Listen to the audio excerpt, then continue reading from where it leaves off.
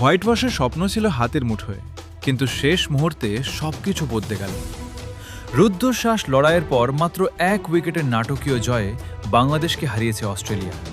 তাহলে কোথায় হলো ভুল, আর কিভাবে ম্যাচটি নিজেদের করে নিল অজিরা? চলুন জেনে নেওয়া যাক বিস্তারিত। প্রিয় দর্শক, অস্ট্রেলিয়ার বিপক্ষে সিরিজের শেষ ওয়ানডেতে দারুণ লড়াই করেও জয় ধরে রাখতে পারল না বাংলাদেশ। আগে ব্যাট করে নির্ধারিত 50 ওভারে 5 উইকেটে 274 রান সংগ্রহ করে টাইগাররা।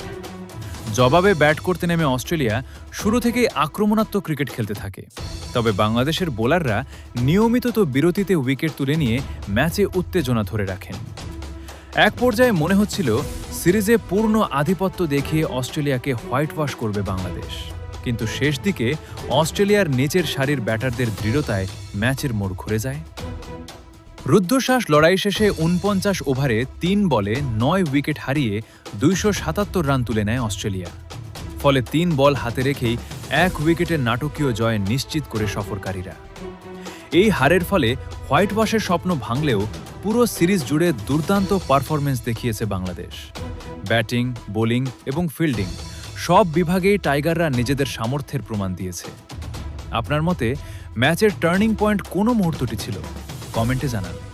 আর এমন সব ক্রিকেট আপডেট পেতে ভিডিওটি লাইক, শেয়ার এবং চ্যানেলটি সাবস্ক্রাইব করে আমাদের সাথেই থাকুন।